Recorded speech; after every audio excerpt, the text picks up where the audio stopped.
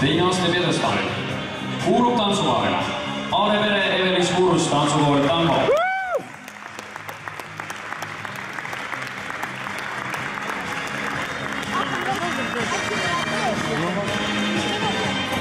Ning on noolekus täiskasvanud E-vanusegrupi standardtantsude võitjaks tuli tantsuvaar Vitali Retsnoi, Kersti Retsnoi ja tantsukubi Sillilt. Aplaus!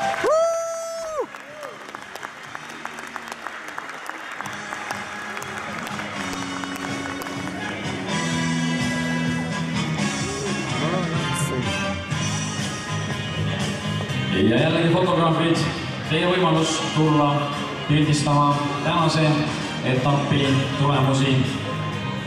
Ja kõik pildid on siis paari päeva pärast üleval aadressil www.fotosioon.com, nii et astuge läbi, tellige pilte, tellige kohe mitu pilti, sest siis tuleb Fotosioon ka järgmiste võistlustega.